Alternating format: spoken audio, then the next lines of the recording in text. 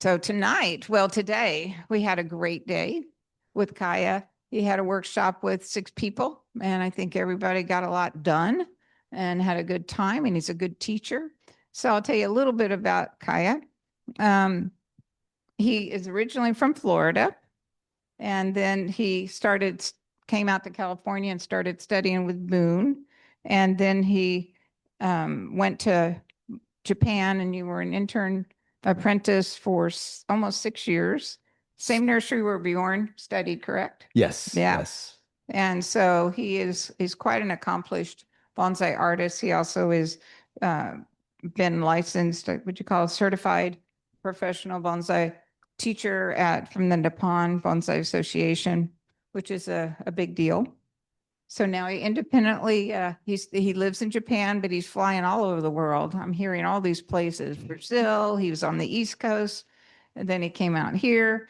So he travels quite a bit, seeing private clients, going to clubs and doing workshops. And I think you're going to have a good time with him tonight. This tree was provided by Ellen and Kurt. And do you want to give any history on it? We think the vacation we took where we got this tree in Washington State was around 2007, sometime back there. I think it was a pretty big, well-known nursery up south of Seattle. I don't know if it's still operating. But I think it's grown since we got it, but it wasn't that small when we got it. But we put it in like I think we had it in a bonsai pot for a while. Then we were like, let's just let it be a specimen tree in the yard. And we got a very nice large ceramic pot and just let it grow in the yard in this nice tree pot. And then kind of we were like, it's growing so slow. We don't know about this as a specimen anymore. Let's bonsai it because that's what we all do. So we put it in that pot and then it sat in the pot for a few years, but we never really did a lot with the styling of it. And then I took it to Peter T's maybe 3 years ago. And that bottom branch where there's a gin used to be like a massive, massive branch, like 2 feet long or something, just huge. And I was always like, that's its number one branch. It's like the big branch on the bottom. And Peter was like, you should chin that branch. And I was like, oh. But I did, but kind of that was really all we did at the time. We didn't wire it a lot. We agreed that the shape of the trunk wasn't ideal. It was kind of a C curve, and I just kind of have been taking care of it and not really inspired to work on it. So if Kaya thinks he can do something nice with it, we thought it would be a good material. We'll see what we can do. So this tree, along with all the plants that you see on this side, are part of the raffle tonight. So someone's taking this home tonight. So without further ado, Kaya Mooney, take it away.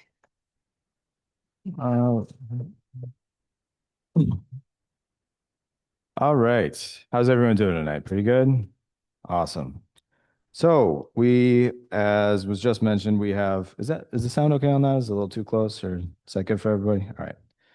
So we have a Lebanon cedar, hence the name. You might not be surprised to find out that it comes from Lebanon and certain other Mediterranean regions. So I think, it does have some flaws as material, but it still has some interest. And I think we can turn it into a pretty nice tree tonight. A few things that kind of stick out to me right off the bat is the initial movement in the trunk right here is straight. We do have some kind of soft, subtle curves going up through the rest of the tree. Not much intense, like kind of rapid movement, but a nice gentle curve going up. So I think it can lend itself to a bit of a bunjin kind of esque design that'll work well for the tree. When you brought this to Peter, did he mention anything about making it a shorter gen? We're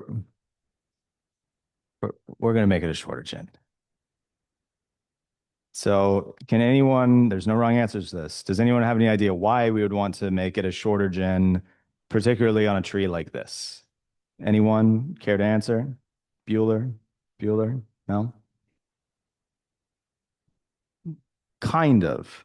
So when we're talking about something that would fall into kind of like the bunjin category of trees, um, the designs are usually one, much simpler. Two, they're a little bit quiet compared to something like a, collected juniper that has lots of movement and twists and turns. And a lot of times with those kind of quiet trees with subtle lines and movement, the larger pieces of dead wood, they kind of detract away from the rest of the tree. So I remember Bob was kind enough to send me some photos of this tree front on, and the first thing I saw was this gin. And not because the rest of the tree wasn't interesting, but this just catches your eye so quickly off the bat. And that was just from a photo. So usually when there's not much particular interest on a gin, like as in it doesn't have much natural movement, you can't carve really anything into it due to the size. It's not coming from something out of the apex and adding some interest by, merging in with the rest of the foliage. Usually it's my preference to still keep a gin there versus cutting it flush, but usually a much smaller gin. So usually what I'll do in this case, saw is just kind of handy to shorten that quite a bit. And then afterwards, what I like to do with that is usually taking some sort of concave cutter. If you have a dull one, it actually works good in that case because you're not going to damage your nice ones, just to kind of work the bits of wood back little by little. So you give it a little bit more of taper kind of with the gin that way.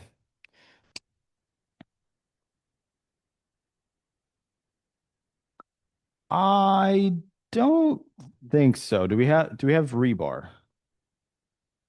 Do we? Okay. So I didn't either, so we'll figure it out. No, I think we'll figure it out. So whoever does win this tree, I might want to have a conversation with you afterwards.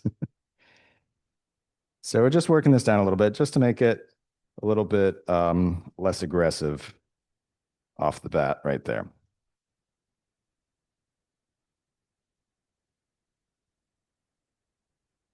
It's a good thing you brought eye protection.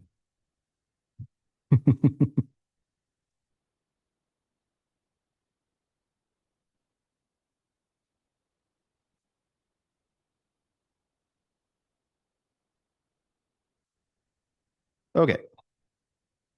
So first order of business taken care of. The next probably key important thing would be picking out the front. So as you can see, we have, two kind of main options for the front being somewhere around here, more or less, and somewhere over on this side. Now that could change, to the left or the right slightly, depending on how we decide to drop the branches, where we decide to place the apex and whatnot. How I'm going to style the tree for the time being, I think is using this side here for a couple reasons. One being a lot of the branching you see back here originating from the back, how it currently sits over here, it's in a nice placement where it gives the tree nice amount of depth. So we can drop those down just a little bit, spread them out, something that you can see from the front of the tree, giving it a lot more kind of three-dimensional elements to it. So, bonsai is a three-dimensional craft or art form, depending on how you refer to it. So you want to design the tree from all sides. And one of those things is not just having branches on the back of the tree, but branches on the back of the tree that you can actually see from the front of the tree. That really ties the design together visually and makes for a much more compelling and interesting tree.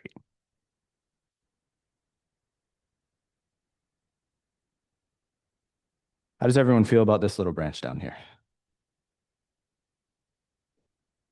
I like it. I like it quite a bit. It might have merit for removal in the future, but we're gonna let it hang out for a little bit longer. I am going to cut it back just a little bit, essentially keeping the same structure it has right now, more or less, and just go back in a bit further and just kind of cut that back to some finer side branching. We'll add some wire onto that as needed. Okay. So the next order of business, some of these branches are starting to grow upright quite a bit. So I'm probably going to use some fairly heavy, I think at the very least 10, more likely 8 gauge wire, just to bring some of these slightly downward. We might end up deciding for some that we need perhaps a guy wire for a little bit more leverage, but generally speaking, whenever I use a guy wire, I prefer to use some sort of thicker gauge wire on top of that as well. I've found that generally, in my experience, has the branch hold in place much better. And if you want to add any sort of three-dimensional bending to that, it's much easier to do. So with these, we don't really have any good places to anchor to another branch on this. So what we're going to do is just run it up behind the tree and attach it to one of these gins. You just need to be careful to not crack those off. The other option would be running it all the way up to something like this branch up here, but then we would have quite a large piece of wire that just runs up the direction of the trunk. So it's a little bit wasteful. Doesn't really look that nice, and there's quite a big chance of damaging some bark when you're placing it on there. So I would prefer to just run it up, even though these gins are quite small, just to wrap it around a few times as a little anchor point, and then you can apply the leverage needed to bend this. So I'm going to start slapping some wire on this, and if anyone has any questions, feel free to ask away, please. I never know if that's a good sign or a bad sign. It always scares me, to tell you the truth. Last club I did a demonstration for, they all got really quiet, and one of the club members said, "They never do this. You're doing great." And I said, "Really? Because my stomach is all the way up here right now." Do you plan on keeping it that height, or do you plan on reducing the whole length of it? Because that middle section has like a long straight section. Up here? Yeah. That's what I wanted the rebar for. We are going to change the angle slightly. Once I get this first piece of wire on, I'll show you what I plan on doing with that. Good question, by the way.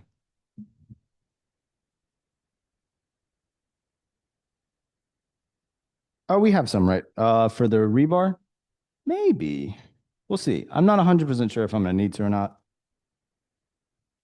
Okay, so before I get any further sidetracked, so as far as the angle goes, when we're talking about bunjin trees, one thing I noticed in my travels in the States that a lot of people seem to neglect is a lot of bunjin trees, like at least in Japan, they're naturally much taller. This is kind of like good optimal starting height, but some of them will get to the point where if we're talking about the level of the pot being around here, they'll get up to this height more or less sometimes. And the reason for that is these trees, for me, they're very interesting. I love anything that kind of falls in the bunjin category. You know, it's kind of a story of struggle and age, having something that could be as thin as your thumb or a little bit thicker than that, but has just this ancient old bark on it. But they do lack in power the same way that, if we have a really strong trident maple or a gigantic black pine or a juniper with this really elegant movement and twists and turns, they're very quiet trees. So one of the ways you can kind of make up for that quiet nature they have is giving the tree more height. It gives it a little bit more of a power to fight back against those big beefy trees, if you will. So one thing that came to my mind is it would be beneficial to tilt this tree upwards a little bit. So this first section right here, right until about this this little kind of, pocket counter branch around here, if you will, it's relatively straight compared to the areas above it. So one thing we can do is we can either tilt this way, or we can tilt it the opposite way, doing this. So for me, given those two choices, I would prefer to tilt it up on the left side. And the main reason for that is it also puts this apex in a slightly better position when we do that. So the angle of the trunk or the trunk line is not particularly bad when we do this, but the only problem with that is we end up having the apex kind of way out here. Now there is some kind of design that could likely still be made with that if you wanted to. But I think given all these features down here, for the time being, it's probably better to tilt it the other way. So again, something kind of like this, bringing the apex slightly more upward, central over the tree to some degree. And it gives us a nice opportunity to drop some of these branches down, tuck them in a little bit, and have them kind of flow out, mimicking this movement of the trunk to some degree. So I think that will kind of tie everything together a little bit. So I'm probably going to go ahead and turn this around for just a moment, get the angle more or less how I want it, and then I will turn it around for everyone to take another look at it. Oh, it is. I'm going to feel very bad if I don't end up using it. Oh, now I feel really bad. Let's see. Okay. About there. Workshop today, Devin, oh, well, Was that just in the parking lot or? Kind of looks like it was. I mean, it's fine. it might not work. Well, we'll figure it out. A 2-foot one as well. It's nice to have options. Anyway, in today's workshop, most of the trees he changed the angle on, which made a huge difference. Devin's got some pictures of the Sierra that he won when Bjorn and Yannick were here last year. And it's beautiful. It just is beautiful. Debbie had a needle juniper. Is that what it's called? What's a deodar cedar that the angle was changed about like that and changed the entire tree. It was pretty cool stuff. Okay. So a few things to note. Part of that was to kind of give it. Sorry, guys. It's been a long few months. I put that on the wrong side. Yeah, I did too. So that doesn't look quite right. In the past 2.5 weeks, he's been from Japan on the East Coast, backing up and down the East Coast, and then flew to California. Came from It's San Francisco yesterday. 3 2. 3 weeks. 3 3 weeks. weeks. And the trip before that was a month and a half, and I flew home for about 9 days. Whoa. So Anyways, he flies home tomorrow.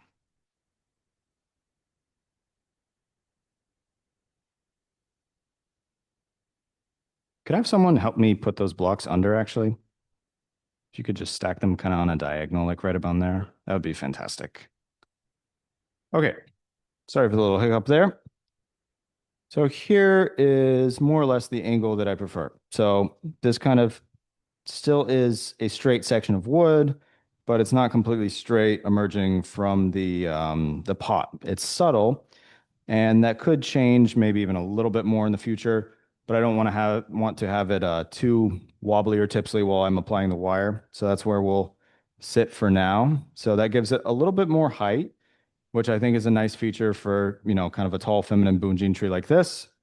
And it also brings our apex into a much nicer region over the kind of base of the tree. And I think that'll tie in with the design much better. If we need to crank this over a little bit more, someone secured some very nice antique rebar from the parking lot. So we're covered on all fronts. So I'm going to go ahead with the wiring process. I'll probably take a break here and there to explain anything that I find necessary. And if you guys have any other questions while I'm doing that, please ask away. So the rebar would be for potentially bending the trunk? Not the trunk so much. The rebar would be more so for if I were to use it. I'm not sure if I will right now. It's more if I can't get enough leverage with the wire alone, or if I decide I don't need it all the way over here. But essentially be for wedging something in here and having a leverage point for a guy wire. So bring this kind of more slightly back this way and then out again, just to bring the apex from being all the way over here to slightly more over here. So it would give you a little bit of movement and bending that back and then out that way again and having it slightly more central over the tree. Is there sort of a rule of thumb on how long or short you want the branches on a bunjin compared to the height? There's rules people have written books, but they're not really true.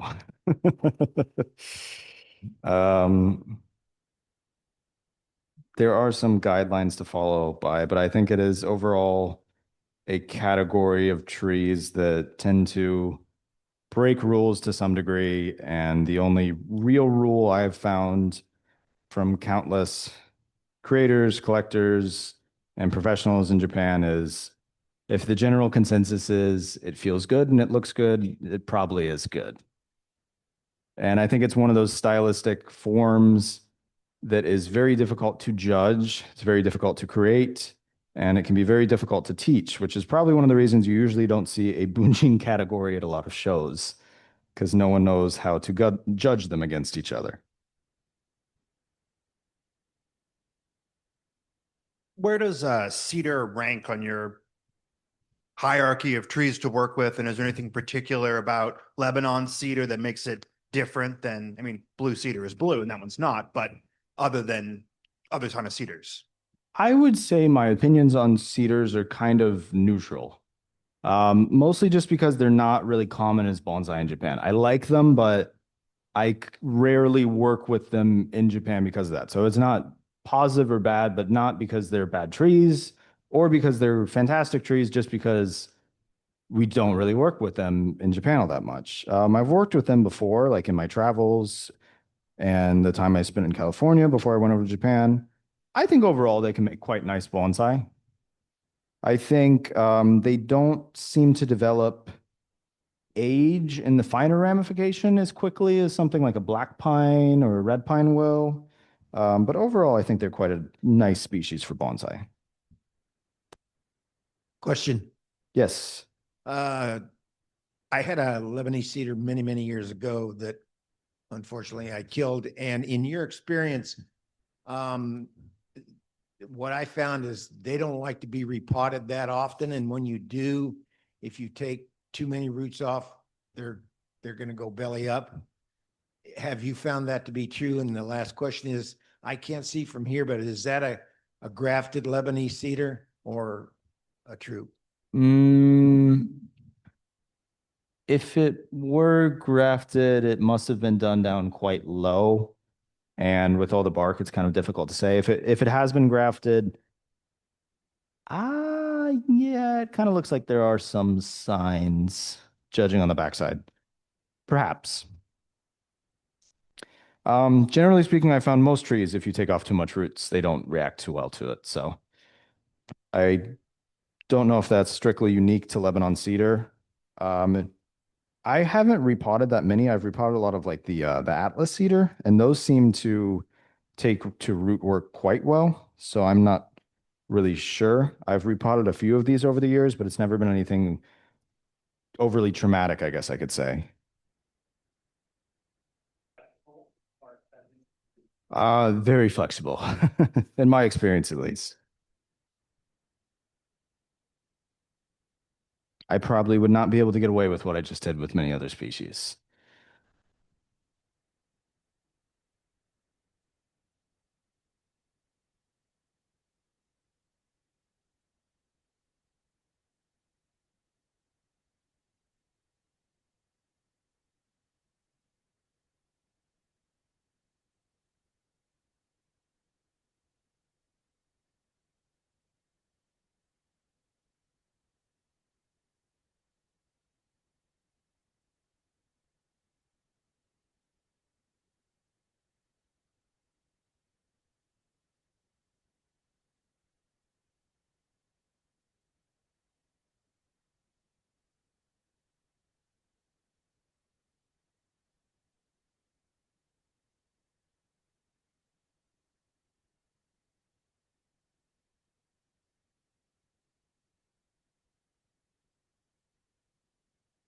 Try a different thing. I wanted to show you the tree that Devin had in the workshop today. So Paul, will you hone in on this?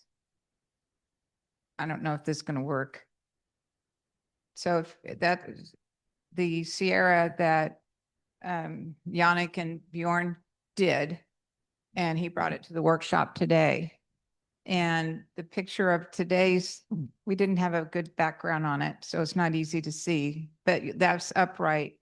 And Kaya, he changed the angle of it and he brought the branches down. It looked like a completely different tree.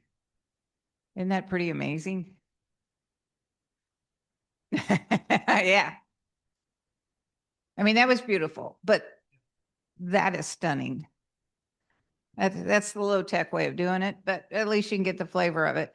So they wired it all out and changed the angle, and that's beautiful. I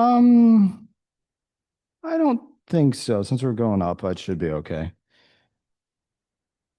I'm kind of used to putting my body in odd positions for bonsai. That's fine. Copper wire is typically used on conifers, and it's stronger for a smaller wire, if that's the way you would say it.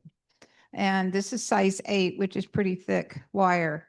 The more you manipulate a piece of copper wire, it gets hardened. It gets harder to use.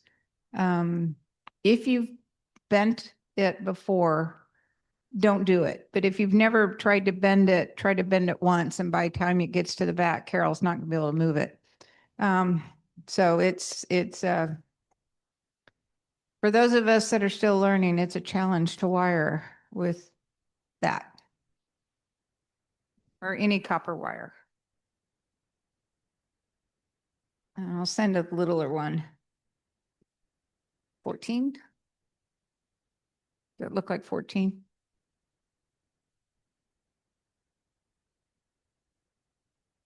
I'm getting there. Here's a 14, which should be even easier. What?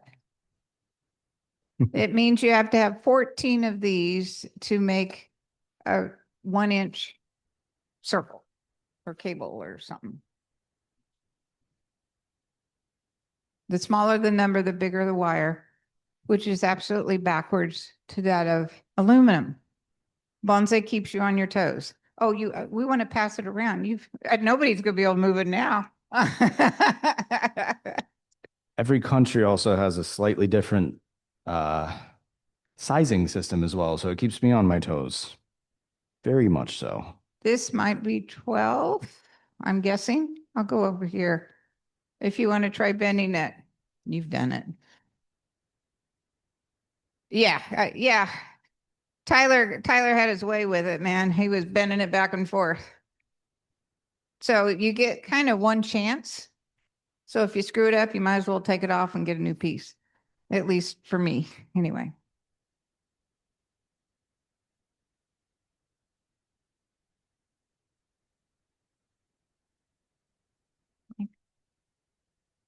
I think this is 14. Huh?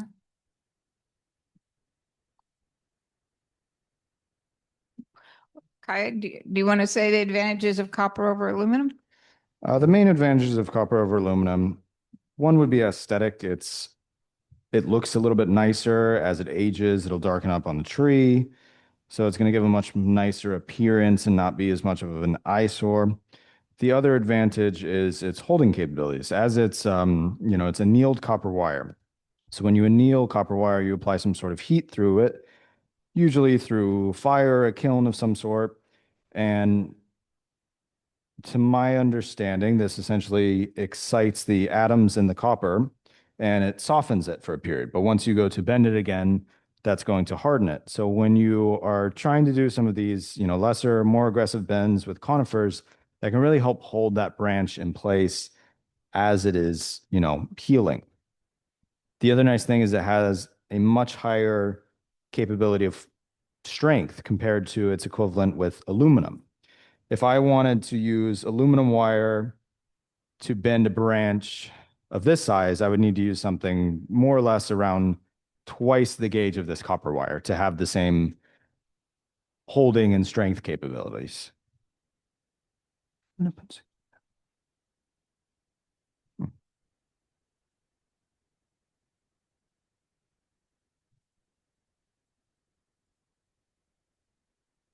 you talk a little bit about how your style has or hasn't changed since the end of your? Sure. So the nursery that I studied at actually had quite a strong preference for a very kind of manicured appearance, if you will. That was what our customers liked.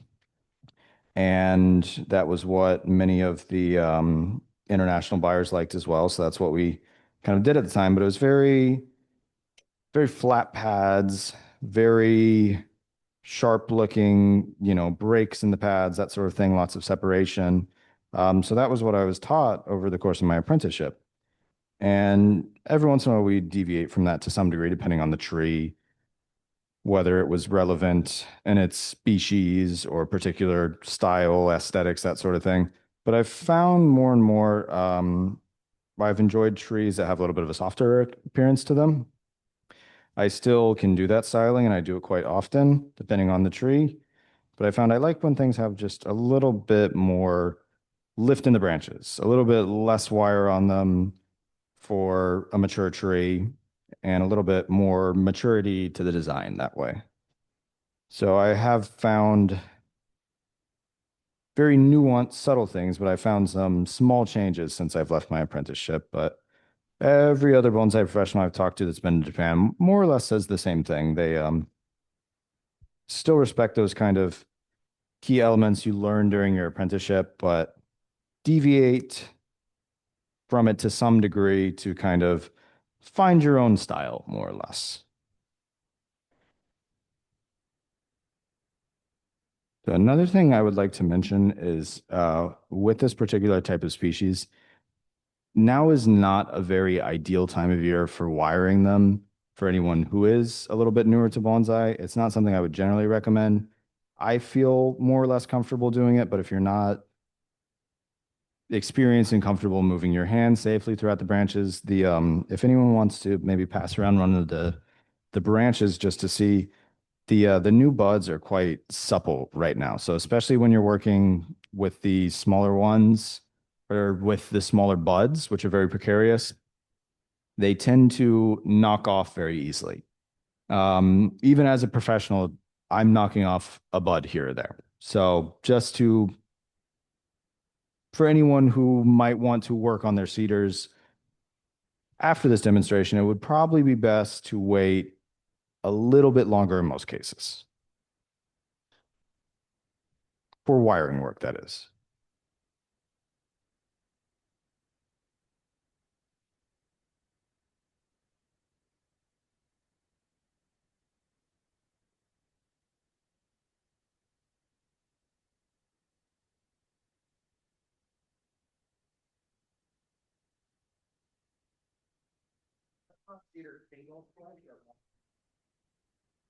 Well, they're not really a pine, so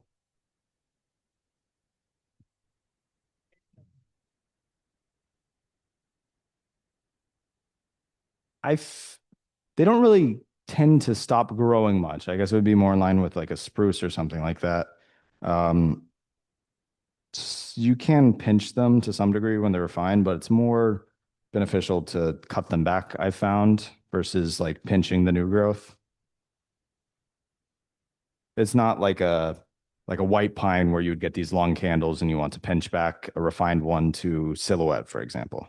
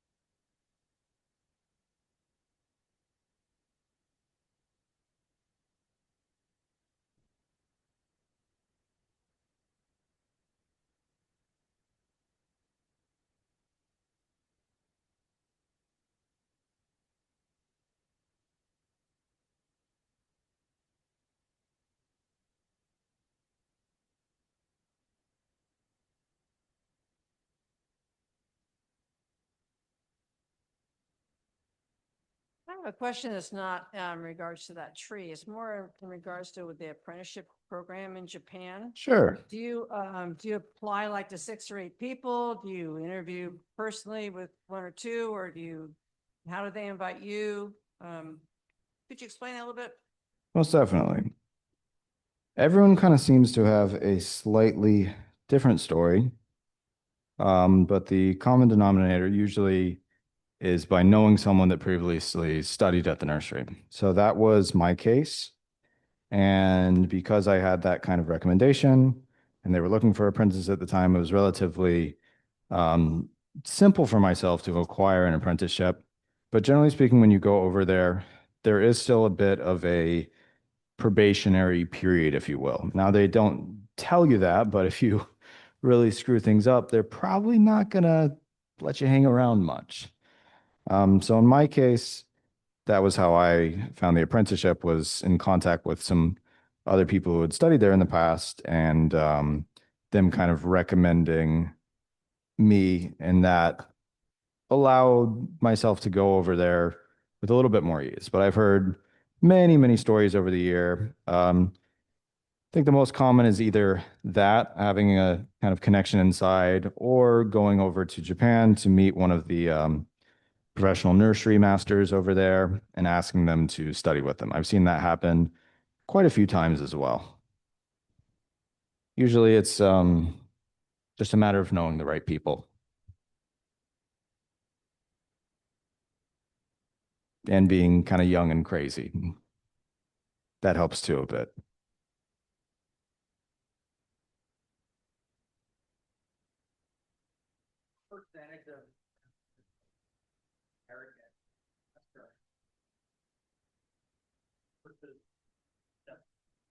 There's not that many Japanese apprentices these days. I would say there's probably a lot more foreigners, but there's also a lot of people.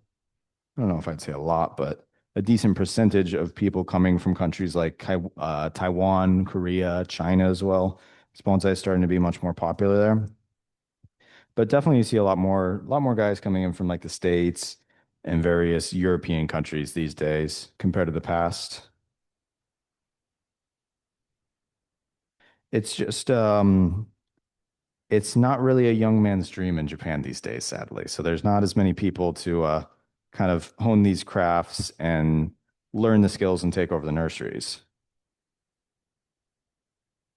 A lot of the current younger generation in Japan, they kind of want to, move up to Tokyo, get a good paying office job, and buy a condo in the city. That's kind of seems to be the norm nowadays.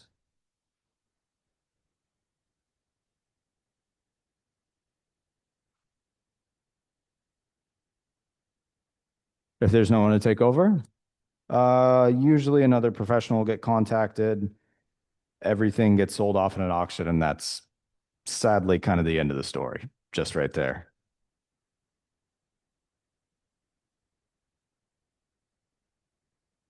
And that happens. I've seen it happen in Japan. Maybe some of you guys are familiar with like Mr. Mitsuya from back in the day when he used to come to California. Yes, no, maybe, perhaps. Okay. Thank you. Somebody at least. Oh, fantastic. All right. So Mr. Mitsuya was a longtime bonsai professional in the Nagoya area. Kathy Shaner studied with him. Ringing any bells here, guys? And he, I think his health recently declined. He's still with us, thankfully, but they auctioned off like a majority of his trees. So it's pretty common that, one of the kind of family nurseries that's connected with that professional's lineage in Japan will kind of help out with the transition in that.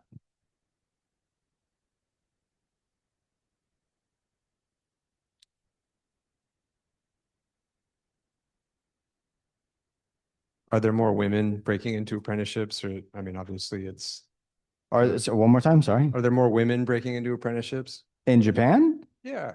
I've seen a few over the years, but it's definitely a fairly male-dominated field. You have to realize, like traditionally, the way the apprenticeship model system worked in Japan is it was always the eldest son that would take over the nursery. So I think a lot of it is just kind of a reflection of that sort of old-timey tradition and culture, if you will. That's the goal.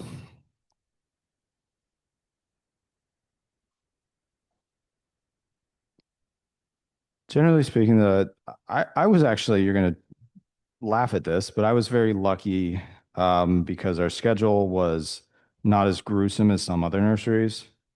Now, when I say that, I still only had like 1 or 2 days off a month, but we got to go home between 5 and 6 o'clock, where a lot of, I shouldn't say a lot, but certain other places, you will stay at that nursery till sometimes like 8, 9, 10 p.m. in the evening, sometimes up till midnight. I did have like my fair share of that as far as like some experiences, but generally speaking, we were pretty lucky in the sense that we got to go away from that in the evening. Now, don't get me wrong, I could stay up till midnight doing bonsai for my own needs. But when you're in that kind of environment all day long, it's very taxing. Um, so generally speaking, we would show up to the nursery around 7:30, 8 a.m. in the morning. That was when the day usually started. Get there. Most important job of the day. Does anyone know what it is? First thing you do in the morning. All wrong. Clean the ashtrays. And my teacher always had a fear of lit cigarettes burning down the place, so they were in water, and that smells amazing at 7:30 in the morning. So the most important job as an apprentice is, can you do this with your hands? So you can hold a broom in the beginning, at least.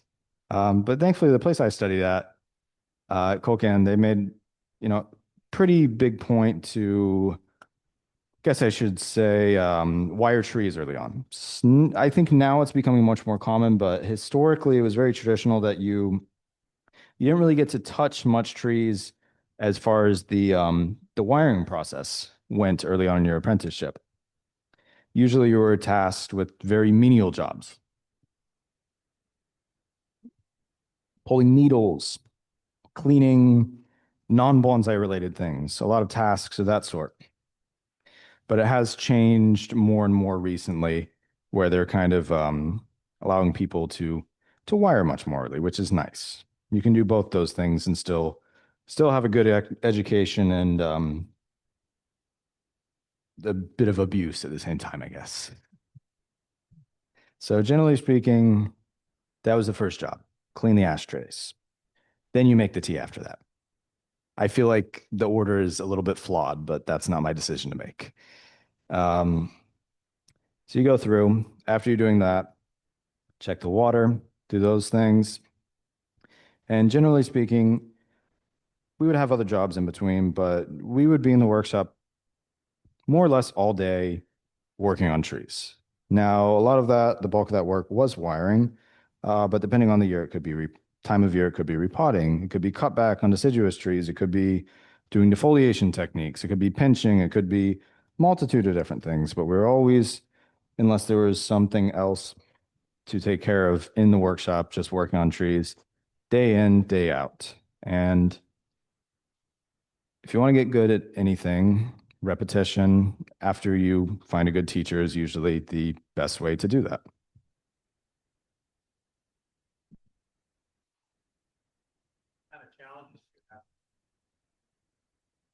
Not speaking Japanese would be the main one. I speak Japanese though, but in the beginning I did not. So that was my first year there. I remember it was lonely, to be completely honest. You're very easy to second guess your decisions, not just bonsai related, but kind of what am I doing here in this foreign land where I can't communicate well? But for me, at least, it was a good motivator, I would say. That first year, when I didn't speak quite as much, I realized how unenjoyable that was, and that made me want to study more. So I think after that, I started to progress much more quickly. It still took a lot of time, but every once in a while I'll get messages from like younger people that want to go over to Japan and be apprentices, and I always tell them like, make sure you study as much as possible. It changes the experience so much. You learn more quickly, your teacher will have more respect for you, and you'll just have a much richer experience in the country. I've gotten to a stage now where I could stay there for the rest of my life if I wanted to. I can practice business there. I have friends that I talk to just in Japanese. And it's nice to have those options, I think. And you learn more. Bonsai reflects the culture, and the culture reflects bonsai to some degree, in my opinion, and you'll have a much, much richer experience that way. Now, I'm not saying if you're a tourist, you need to like, learn every word in the dictionary. But if you're going to go over there and live there for 6, 7 years, it might not hurt. Mostly self-study. Lot of it, when I would get home in the evenings, I had a few college level textbooks, and thankfully there's a lot of options online now. So most of it was just from that. And just making mistakes. You learn a lot from making mistakes. It took me a while. Like I think my comprehension of understanding was much better than my comprehension or my ability to speak for a very long reason. Not because I couldn't speak, but I was scared to or kind of embarrassed to. You don't, you speak one language fluently for your whole life, and then you have to, as a grown man, communicate to the level of a 4-year-old. It's difficult to accept. So sometimes it's much easier to just be quiet and nod your head. So you have to get over that. And I don't think that's anything unique to Japanese. I guess any language that would apply to if you're living in a foreign country, but it took a while to kind of get over that initial stage fright, if you will.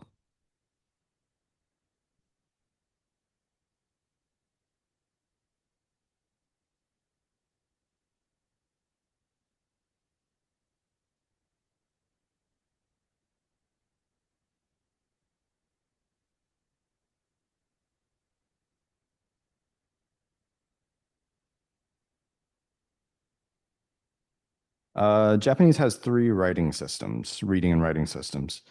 So they have hiragana, katakana, and then kanji. Kanji is the one that comes from Chinese. It's like a lot the Chinese characters. The 2 simpler ones I can read and write those fluently. Kanji a little bit limited. I probably have stronger reading comprehension than writing, more so just because I don't really have to write stuff. Like the small situations where I do have to write stuff, it's like the once every 5 years when I need to renew my visa and remember how to write that down on paper. Most of it's just kind of texting, computer work, that sort of thing if I need to. Definitely my speaking abilities are much better than reading and writing comprehension. But I think that's just reflection of, as an apprentice, you just do more talking and listening than reading and writing. All righty.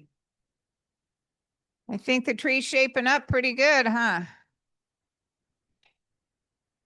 I think that's going to look nice in my backyard. I've a couple more things I wanted to mention. On the back table on May the 9th is our ABS member workshop. There's signups back there. We have a session in the morning from 8:30 to 12:30 and a session in the afternoon from 1 to 5. If you'd like to come, it's $20 a person. And you can sign up in the back table. And that is held at my house. And we have 4 of our ABS members that have been doing bonsai for decades that help you. And it's a wonderful way to continue your improving your trees. And then the other thing is we don't miss a bonsai show this weekend. Sacramento Bonsai Club has their show Saturday, May 2nd. It's at the Buddhist Church off of Riverside. And it's free, of course. And that's how I got started. We got started in this activity. We went there not knowing a thing, and there was this ugly bush on the stage. And by the time Sam was done with it, it was an absolute amazing tree. So I bought a ton of raffle tickets, hoping I would win the beautiful tree. And I won an ugly black pine. And it's still ugly, but it's still alive 9 years later. But that's what started this. So the show is from 11 to 4. We welcome people to come help set up and help take down at the end of the show. It's a 1-day show. Did I miss anything on the Sec Bonsai for the show? So Are you doing the demo? Okay, our very own Paul Holson's doing demo on what? Oh, okay, cool. So, and that tree will be in the raffle. So you might win it and start your bonsai journey. So that's looking good. The workshop, the beginner's workshop. Yes. Is it full? Does anybody know? No? Okay. We have a beginner's workshop from 11 to noon. Ideally sign up ahead of time or show up and if there's openings. Here. Yeah, there's these green flyers out there. Workshop is from 11 to noon. $20 to pre-register, and then the demo's at 1:30. Paul Holson's doing. And there's also raffles. There's raffles at all bonsai events. So.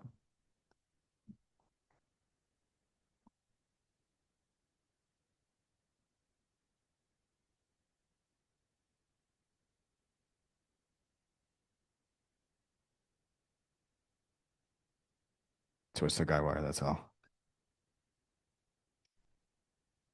Oh. Uh-oh. This one right here. Yeah. Okay, I see.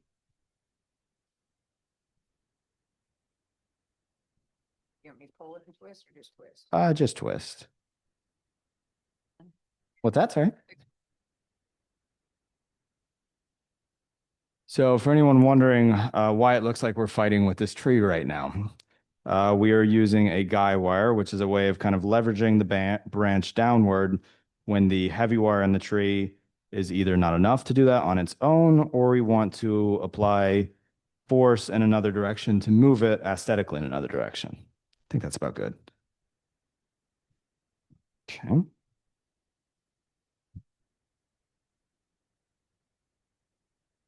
It does kind of look like you're fighting with the tree, though, to be fair.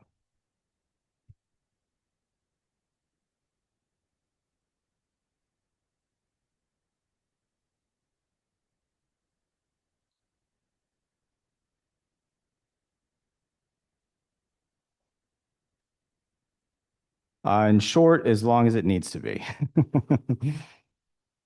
I would say something like this, probably about 2 years would be my rough assessment. Maybe if it's growing really vigorously, maybe slightly shorter. If it's not growing very vigorously, maybe slightly longer. But generally speaking, what you want to check for is like when there's not as much tension, like when the wire after a year or two starts to feel like the guy wire starts to feel kind of loose, like it's not pulling on anything much. That's usually kind of a good sign that the branch is starting to set a bit more. So generally speaking with the wires, one thing I always like to explain is you don't need to cut off all the wire because one wire is biting it. So the apex is going to grow much more quickly than the rest of the tree. You might cut a wire out of that. Let's say either I put it on slightly too tight, or you gave it a lot of fertilizer and it grew very vigorously. Some of those tiny wires in the apex might need to be cut off within a year. But you only have to cut off those wires as they start to bite in. So the most important thing is actively check those areas, especially the ones that will bite in quickly, of the tree, and kind of do a little work to just see if it's biting in or not. So I'd say generally speaking, something like this, probably 2 years would also be a good rough estimate, but things could definitely start biting in particular parts of the tree much more quickly than that. So you just want to be careful, because too much biting in, especially like in the apex of a tree, can really, really ruin the structure on a bonsai. I've seen during my time in Japan, like certain trees where it was bought in an auction or something like that, and you get it back and the apex is just like this cluster knuckle of things, and there's still a piece of wire hiding somewhere in there. And it's at that point, it's like it's a bit of a lost cause, at least for the apex. So generally speaking, when I'm doing the wiring process, this applies to most conifers, but in this case, we are talking about the cedars from Lebanon. I'm just kind of clearing out a little bit of growth to make room for the wire. So clearing out some stuff on the left and the right, so you have more kind of alternating branch pattern, taking stuff off from the bottoms, that sort of thing. But for the most part, just kind of clearing room for the wire after you cut the branch to the particular shape and orientation that you want it at. Usually when I do these kind of demonstrations, I try to keep more foliage as opposed to less foliage. I think it's a bit easier on the tree that way. Was that, sorry? Okay. Try my best. I do it too.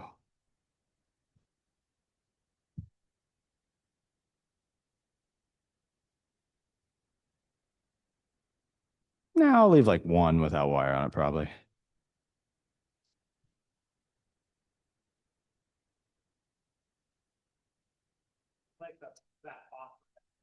I think it's a little too heavy, a little too large.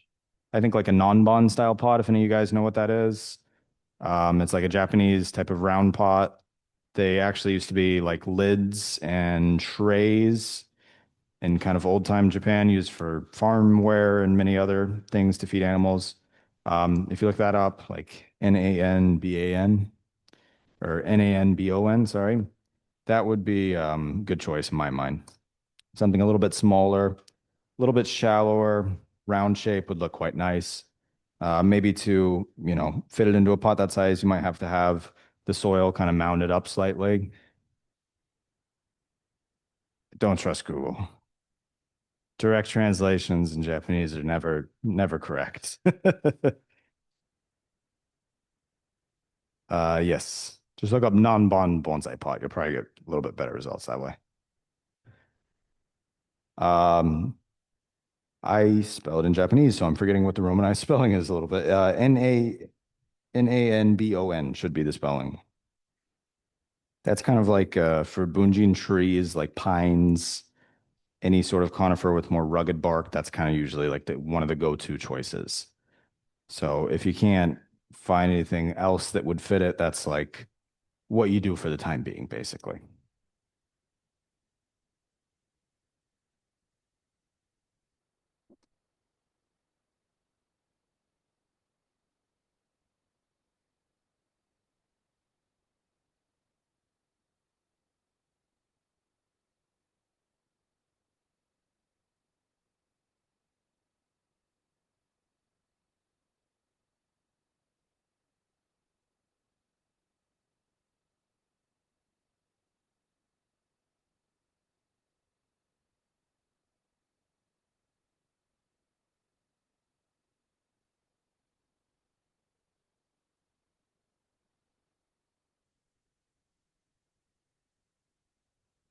Just curious, how long did it take you when you saw this tree today to know what you were going to do? Probably about 2.5 minutes. I'm not saying I saw the whole tree in my head, but usually the first thing I kind of study is the trunk line. And after you study the trunk line, make sure you have some degree of usable branches. So once I saw the trunk line kind of where I wanted it, the rest just kind of went from that point. So I have a particular, kind of set of tastes with these sort of trees. So for me, it was fairly easy to make a decision right off the bat. To be fair, I did also see a photo of this tree like a month ago. So it's not like my first introduction to it. So, that makes it a little bit easier, I guess you could say. So essentially what I'm doing now is kind of just finding how I want to approach the apex. I'd like to compact it a little bit. So I'm just looking for something that can essentially be wired up for the time being and made into a new apex. I think that would make for a better tree that way. Again, not being not a horrible time to work on them, but not a super ideal time to work on them. Don't really want to introduce any super major bends this time of year. So we could definitely fold that over and we can make something that way. But I think in the current weather conditions, seeing as the sap flow is so heavy, that would be just a little bit risky.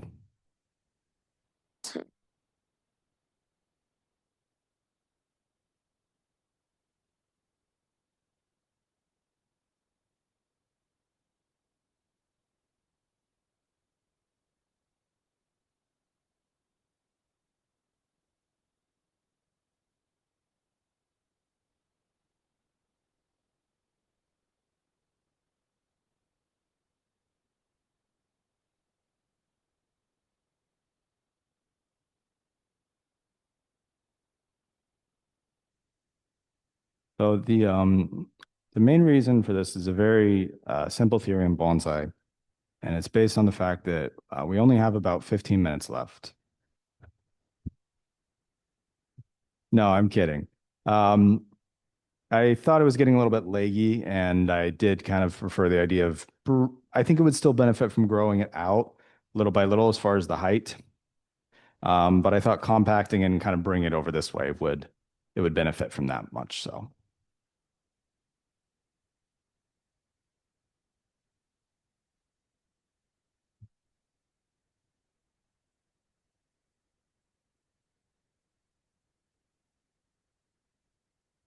that's okay.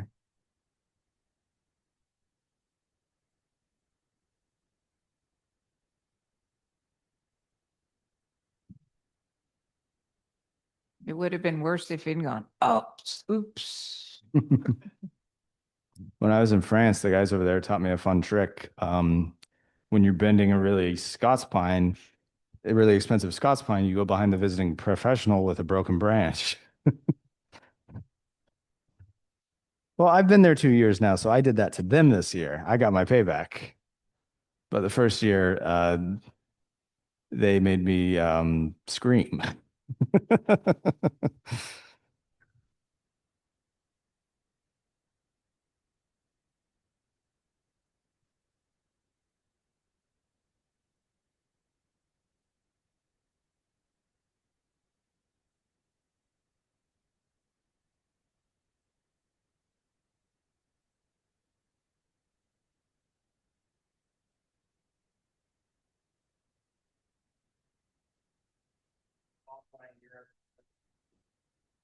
Uh, Overall, it's better, I'd say. It's better. I think people are a little more eager to work their trees. I don't know why that is. Um, but people are really, really obsessed with like wiring, bending, grafting over there, where I feel like that's not always the case over here in the States. I think the nice thing over there is it's also much easier to bring trees in from Japan. So from that perspective, it makes it a little bit easier to get, nicer material that's been bonsai for a very long time. But overall, I'd say clubs are more active here, but I think the average enthusiast over there does more bonsai work. Have you found a special soap that takes the block off after wiring? Is there a special hand soap that takes the block off? What I found works best actually is just washing your hands with regular soap. Olive oil does wonders to take off pine sap. Any sort of oil will take off pine sap. So if you just rub your hands with oil, usually what I use is like just a pumice stone, but it kind of rubs your hands down raw after a while with how much I have to use it. I tried alcohol once. You find every cut you have in your hand. One other thing I forgot to mention, our very own Vince and Kathy Al Young, raise your hands. They're so modest. They're being honored at the Clark Bonsai Museum. It's a GSBF collection in Fresno on Sunday, May 3rd. They've been a huge supporter of the Clark collection for many years, both in donating trees and assisting, and they're getting their very appropriate acknowledgement.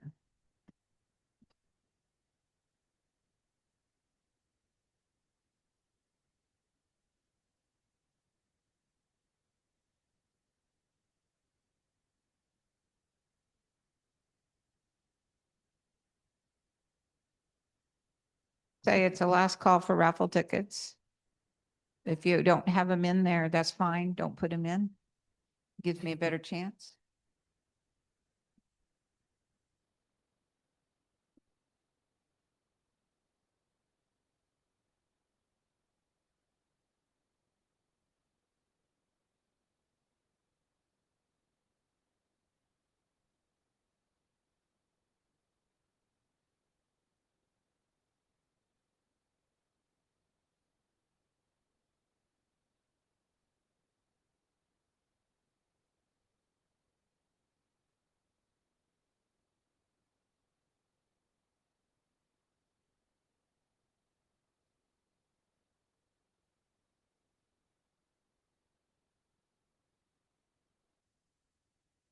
Okay, so I finished up the apex on this. So let me mark the front before I turn it around to everyone real quick.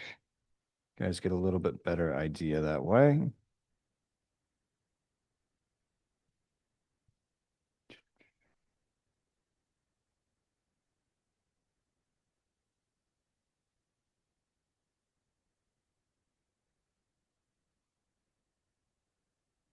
Okay. So the front is kind of more or less where these copper lines are right there. I didn't end up bending this. That could change in the future. Again, like I said, not really a perfect time to do that sort of operation, but I kind of like the apex just gently leaning away that way. There was a Zuisho pine that was at the nursery Colgan where I studied at when I first started my apprenticeship. And it kind of reminded me of a similar form to that tree. It had a similar shaped trunk and it had a branch that was thicker like this one. That one originated somewhere from here on that tree I'm talking about, but it had a very similar form. So it kind of made me want to style the tree that way. And it had an apex that was kind of shifting off that direction to kind of mimic the, flow of the tree, if you will. So, as far as notes go for whoever does win this tree, not really much right now. Considering we did cut a little bit from the exterior, I would make sure you're protecting with a little bit of shade this time of year. Nothing too major, but like 30 to 50% shade cloth, depending on your region, how sunny it is and how hot it is. Other than that, just give it a good amount of fertilizer. If possible, have it propped up on the blocks like that and place it on your bench at the appropriate angle. That would be best. And I would, when was this last repotted? Okay, so it's been a while. Yeah.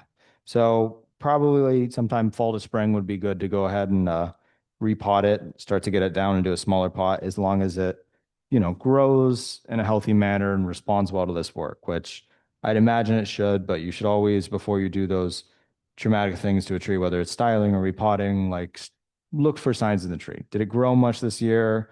Did it get infested with some sort of disease or pest? Always look into those things before you go and do major work onto a tree. So it's good to follow a calendar, but it's much better to follow the signs that the tree gives you itself.